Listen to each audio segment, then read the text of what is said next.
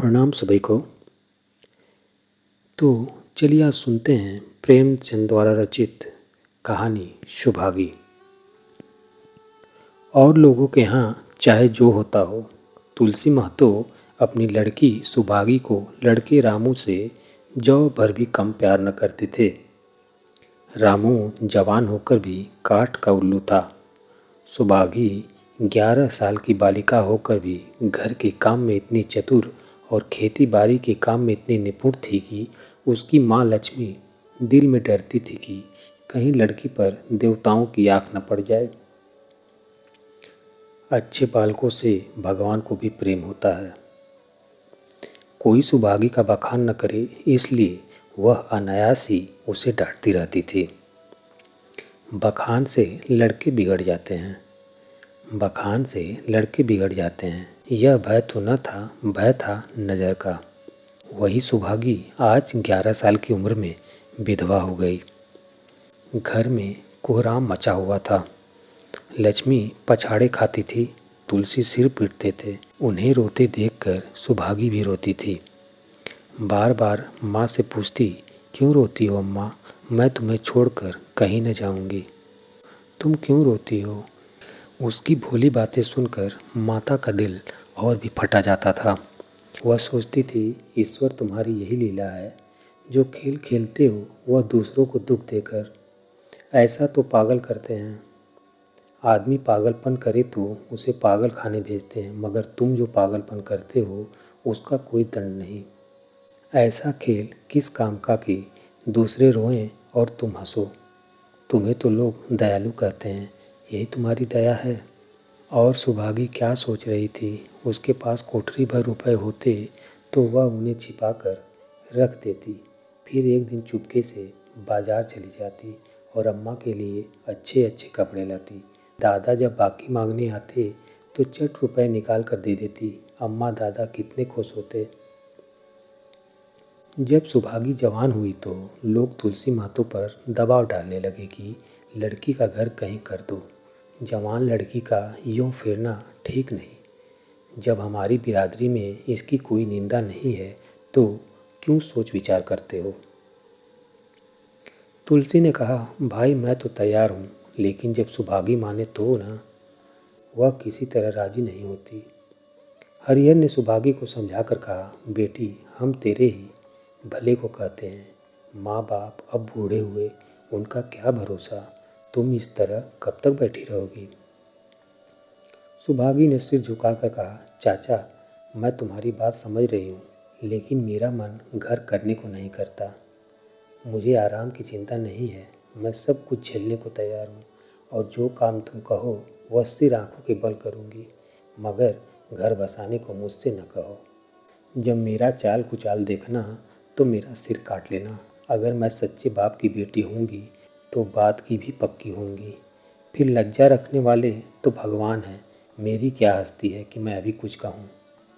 उजड्डू रामू बोला, तुम अगर सोचती हो कि भैया कमाएंगे और मैं बैठी मौज करूँगी तो इस भरोसे न रहना, यहाँ किसी ने जन्म भर का ठीका नहीं लिया है।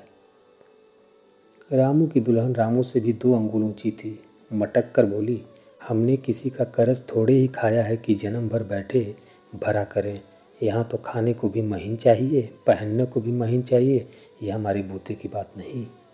सुभागी ने गर्व से भरे हुए स्वर में कहा, भाभी मैंने तुम्हारा आसरा कभी नहीं किया और भगवान ने चाहा तो कभी कहूँगी भी नहीं।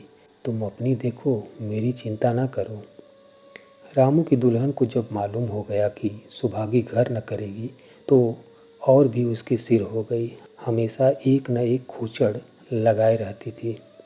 उसे रुलाने में जैसे उसको मज़ा आता था। वह बेचारी पहर रात को उठकर कूटने पीसने में लग जाती, चौका बर्तन करती, गोबर पाती, फिर खेत में काम करने चली जाती। दोपहर को आकर जल्दी जल्दी खाना पकाकर सबको खिलाती। रात को कभी माँ के सिर में तेल डालती, कभी उसकी देह दबाती। तुलसी चीलम के भक्त थे, उन्हें बार बार चीलम पिलाती। जहाँ तक अपना बस चलता, माँ बाप को कोई काम न करने देती। हाँ, भाई को न रोकती। सोचती, यह तो जवान आदमी है, यह काम न करेंगे तो गृहस्थी कैसे चलेगी। मगर रामू को यह बुरा लगता। अम्मा और दादा को तिनका तक नहीं उठाने देती और मुझे पीसना चाहती है। यहाँ तक कि एक दिन वह जामे से बाहर हो गया। सुभागी से बोला, अगर उन लोगों का बड़ा मुँह है तो क्यों नहीं अलग लेकर रहती हो? तब सेवा करो तो मालूम हो कि सेवा कड़वी लगती है कि मीठी। दूसरों के बल पर वाहवाही लेना आसान है, बहादुर वह है जो अपने बल पर काम करे। सुभागी ने तो कुछ जवाब न दिया। बात बढ़ जाने का भय था, मगर उसके माँ बाप बैठे सुन रहे थे। मातों से न रह गया। बोले, क्या है रामू, उस गरीबन से क्यों लड़ते हो? रामू पास आकर बोला, तुम क्यों बीच में कूद पड़े? मैं तो उसको कहता था, तुलसी, जब तक मैं जीता हूँ तुम उसे कुछ नहीं कह सकते। मेरे पीछे जो चाहे करना, बेचारी का घर में रहना मुश्किल कर दिया है। रामू, आपको बेटी बहुत प्यारी है तो उसे गले बांध कर रखिए, मुझसे तो नहीं सहा जाता। तुलसी, अच्छी बात है, अगर तुम्हारी यह मर्जी है तो यही होगा। मैं कल गांव के आदमियों को बुलाकर बंटवारा कर दूंगा।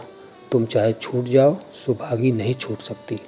रात को तुलसी लेटे तो वह पुरानी बात याद आ गई। जब रामू के जन्मोत्सव में उन्होंने रुपए का कर्ज लेकर जलसा किया था और सुभागी पैदा हुई तो घर में रुपए रहते हुए भी उन्होंने एक कौड़ी खर्च न किया। पुत्र को रत्न समझा था, पुत्री को पूर्व जन्म के पापों का दंड। वह रत्न कितना कठोर निकला और यह दंड कितना मंगलमय। दूसरे दिन महतो ने गांव के आदमियों को जमा करके कहा, पंचों, अब रामू का और मेरा एक में निबाह नहीं होता। मैं चाहता हूँ कि तुम लोग इंसाफ से जो कुछ मुझे दे दो वह लेकर अलग हो जाऊँ। रात दिन की किचकिच अच्छी नहीं। गांव के मुख्तार बाबू सज्जन सिंह बड़े सज्जन पुरुष थे। उन्होंने रामू को बुलाकर पूछा, क्यों जी, तुम अपने बाप से अलग रहना चाहते हो? तुम्हें शर्म नहीं आती कि औरत के कहने से माँ बाप को अलग किए देते हो? राम राम राम। रामू ने ढिठाई के साथ कहा, जब एक में गुजर ना हो तो अलग हो जाना ही अच्छा है। सज्जन सिंह, तुमको एक में क्या कष्ट होता है? रामू, एक बात हो तो बताऊं? सज्जन सिंह, कुछ तो बतलाओ। रामू, साहब, एक में मेरा इनके साथ निभाह न होगा, बस मैं और कुछ नहीं जानता। यह कहता हुआ रामू वहाँ से चलता बना। तुलसी, देख लिया आप लोगों ने इसका मिजाज। आप चाहे 4 हिस्सों में 3 हिस्सा उसे दे दें, पर अब मैं इस दुष्ट के साथ न रहूँगा। भगवान ने बेटी को दुख दे दिया। नहीं, मुझे खेती बाड़ी लेकर क्या करना था? जहाँ रहता वहीं कमाता खाता। भगवान ऐसा बेटा साथ में बैरी को भी न दे। लड़के से लड़की भली जो कुलवंती हो। सहसा सुभागी आकर बोली, दादा, यह सब बाट बखरा मेरे ही कारण तो हो रहा है। मुझे क्यों नहीं अलग कर देते? मैं मेहनत मजूरी करके अपना पेट पाल लूँगी। अपने से जो कुछ बन पड़ेगा तुम्हारी सेवा करती रहूँगी, पर रहूँगी अलग। यूँ घर का बाट बखरा होते मुझसे नहीं देखा जाता। मैं अपने माथे पर यह कलंक नहीं लेना चाहती। तुलसी ने कहा, बेटी, हम तुझे न छोड़ेंगे, चाहे संसार छूट जाए। रामू का मैं मुँह नहीं देखना चाहता, उसके साथ रहना तो दूर रहा। रामू की दुल्हन बोली, तुम किसी का मुँह नहीं देखना चाहते तो हम भी तुम्हारी पूजा करने को व्याकुल नहीं हैं। महतो दांत पीसते हुए उठे कि बहू को मारे, मगर लोगों ने पकड़ लिया। बंटवारा होते ही महतो और लक्ष्मी को मानो पेंशन मिल गई। पहले तो दोनों सारे दिन सुभागी के मना करने पर भी कुछ न कुछ करते ही रहते थे, पर अब उन्हें पूरा विश्राम था। पहले दोनों दूध घी को तरसते थे। सुभागी ने कुछ रुपए बचाकर एक भैंस ले ली। बूढ़े आदमियों की जान तो उनका भोजन ही है। अच्छा भोजन न मिले तो वे किस आधार पर रहें? चौधरी ने बहुत विरोध किया। कहने लगे, घर का काम यूं ही क्या कम है कि तू यह एक नया झंझट पाल रही है। सुभागी उन्हें बहलाने के लिए कहती, दादा, दूध के बिना मुझे खाना अच्छा नहीं लगता। लक्ष्मी ने हंसकर कहा, बेटी, तू झूठ कब से बोलने लगी? कभी दूध हाथ से तो छूती नहीं, खाने की कौन कहे। सारा दूध हम लोगों के पेट में ठूस देती है। गांव में जहाँ देखो सबके मुंह से सुभागी की तारीफ। लड़की नहीं, देवी है। 2 मर्दों का काम भी करती है, उस पर माँ बाप की सेवा भी किए जाती है। सज्जन सिंह तो कहते यह उस जन्म की देवी है, मगर शायद महतो को यह सुख बहुत दिन तक भोगना न लिखा था। 7-8 दिन से महतो को जोर का ज्वर चढ़ा हुआ था। देह पर कपड़े का तार भी नहीं रहने देते। लक्ष्मी पास बैठे रो रही थी। सुभागी पानी लिए खड़ी है। अभी एक क्षण पहले महतो ने पानी मांगा था, पर जब तक वह पानी लावे उनका जी डूब गया और हाथ पांव ठंडे हो गए। सुभागी उनकी यह दशा देखते ही रामू के घर गई और बोली, भैया चलो देखो, आज दादा न जाने कैसे हुए जाते हैं, 7 दिन से ज्वर नहीं उतरा। रामू ने चारपाई पर लेटे लेटे कहा, तो क्या मैं डॉक्टर हाकिम हूँ कि देखने चलूँ? जब तक अच्छे थे तब तक तो तुम उनके गले का हार बनी हुई थी, अब जब मरने लगे तो मुझे बुलाने आई हो। उसी वक्त उसकी दुल्हन अंदर से निकल आई और सुभागी से पूछा, दादा को क्या हुआ है दीदी? सुभागी के पहले रामू बोल उठा, हुआ क्या है, अभी कोई मरे थोड़े ही जाते हैं। सुभागी ने फिर उससे कुछ न कहा, सीधे सज्जन सिंह के पास गई। उसके जाने के बाद रामू हंसकर स्त्री से बोला, त्रिया चरित्र इसी को कहते हैं। स्त्री, इसमें त्रिया चरित्र की कौन बात है? चले क्यों नहीं जाते? रामू, मैं नहीं जाने का।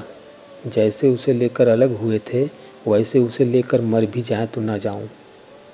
स्त्री, मर जाएंगे तो आग देने तो जाओगे, तब कहाँ भागोगे? रामू, कभी नहीं, सब कुछ उनकी प्यारी सुभागी कर लेगी। स्त्री, तुम्हारे रहते वह क्यों करने लगी? रामू, जैसे मेरे रहते उसे लेकर अलग हुए और कैसे। स्त्री, नहीं जी, यह अच्छी बात नहीं है। चलो देख आवें, कुछ भी हो बाप ही तो है, फिर गांव में कौन मुंह दिखाओगे। रामू, चुप करो, मुझे उपदेश मत दो। उधर बाबू साहब ने ज्यों ही महतो की हालत सुनी तुरंत सुभागी के साथ भागे चले आए। यहाँ पहुँचे तो महतो की दशा और ख़राब हो चुकी थी। नाड़ी देखी तो बहुत धीमी थी। समझ गए कि जिंदगी के दिन पूरे हो गए। मौत का आतंक छाया हुआ था। सजल नेत्र होकर बोले, महतो भाई कैसा जी है? महतो जैसे नींद से जाकर बोले, बहुत अच्छा है भैया, अब तो चलने की बेला है। सुभागी के पिता अब तुम ही हो, उसे तुम्ही को सौंप जाता हूँ। सज्जन सिंह ने रोते हुए कहा, भैया महतो घबराओ मत, भगवान ने चाहा तो तुम अच्छे हो जाओगे। सुभागी को तो मैंने हमेशा अपनी बेटी समझा है और जब तक जीऊँगा ऐसा ही समझता रहूँगा। तुम निश्चिंत रहो। मेरे रहते सुभागी या लक्ष्मी को कोई तिरछी आंख से न देख सकेगा, और कुछ इच्छा हो तो वह भी कह दो। महतो ने विनीत नेत्रों से देखकर कहा, और कुछ नहीं कहूँगा भैया, भगवान तुम्हें सदा सुखी रखे। सज्जन सिंह, रामू को बुलाकर लाता हूँ, उससे जो भूल चूक हो क्षमा कर दो। महतो, नहीं भैया, उस पापी हत्यारे का मुंह मैं नहीं देखना चाहता। इसके बाद गोदान की तैयारी होने लगी। रामू को गांव भर ने समझाया, पर वह अंत्येष्टि करने पर राजी न हुआ। कहा, जिस पिता ने मरते समय मेरा मुंह देखना स्वीकार न किया वह मेरा न पिता है न मैं उसका पुत्र हूँ। लक्ष्मी ने दाह क्रिया की। इन थोड़े से दिनों में सुभागी ने न जाने कैसे रुपए जमा कर लिए थे कि जब तेरही का सामान आने लगा तो गांव वालों की आंखें खुल गई। बर्तन, कपड़े, घी, शक्कर, सभी सामान इफरात से जमा हो गए। रामू देख देख कर जलता था और सुभागी उसे जलाने के लिए सबको यह सामान दिखाती थी। लक्ष्मी ने कहा, बेटी घर देख कर खर्च करो, अब कोई कमाने वाला नहीं बैठा है, आप ही कुआं खोदना और पानी पीना है। सुभागी बोली, बाबूजी का काम तो धूमधाम से होगा अम्मा, चाहे घर रहे या जाए, बाबूजी फिर थोड़े ही आवेंगे। मैं भैया को दिखा देना चाहती हूँ कि अबला क्या कर सकती है। वह समझते होंगे इन दिनों के लिए कुछ न होगा, उनका यह घमंड तोड़ दूंगी। लक्ष्मी चुप हो रही। तेरही के दिन 8 गांव के ब्राह्मण का भोज हुआ। चारों तरफ वाह वाह मच गई।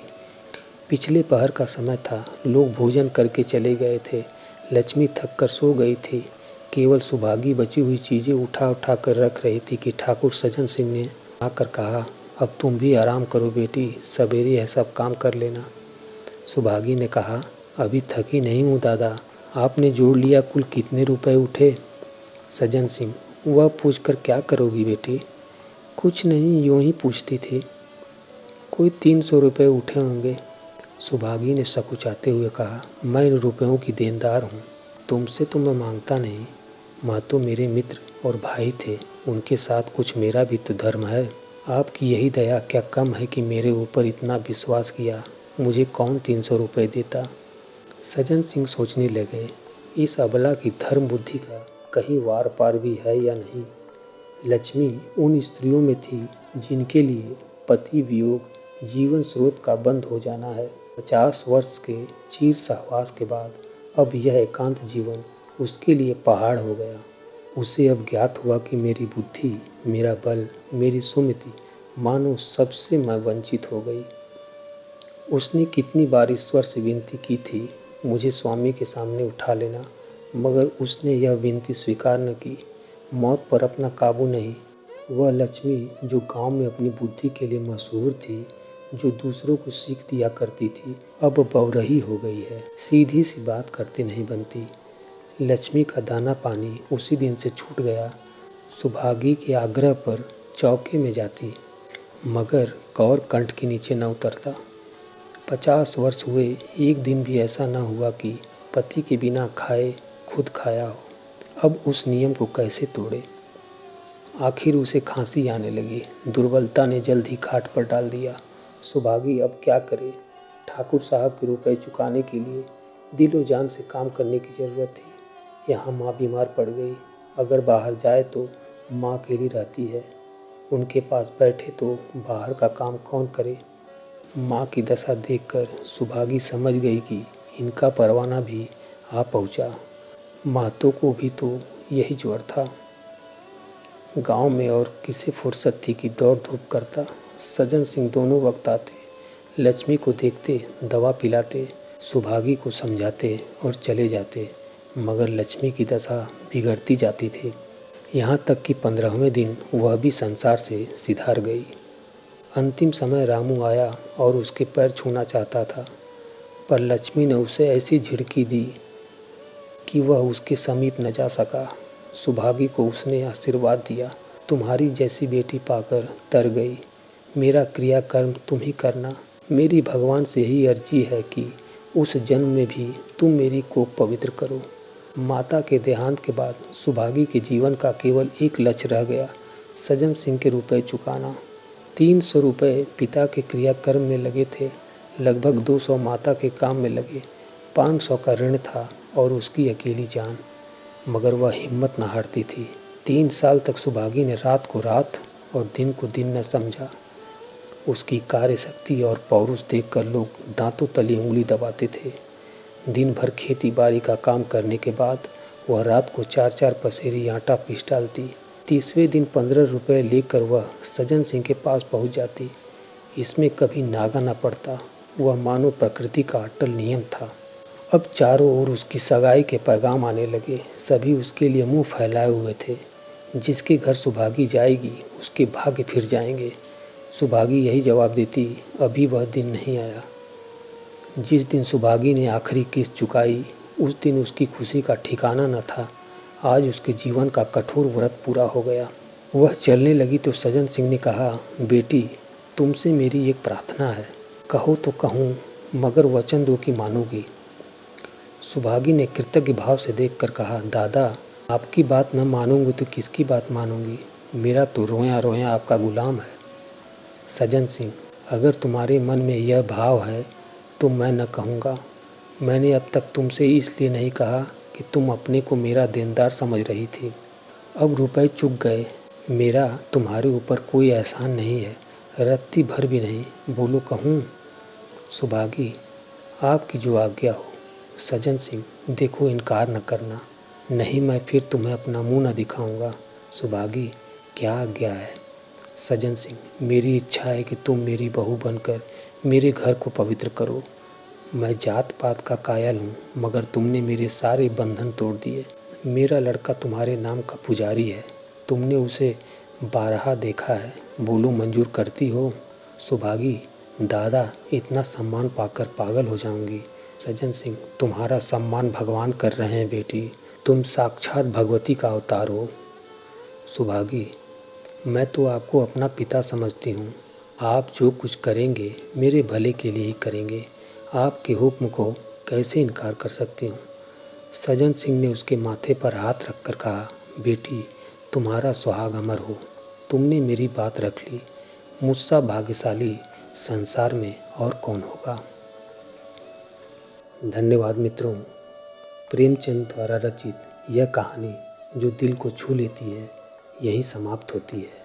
अगर आप लोगों को यह कहानी पसंद आई तो कृपया लाइक करें और शेयर करें और ऐसी कहानियों को पाने के लिए मेरे चैनल को सब्सक्राइब करें।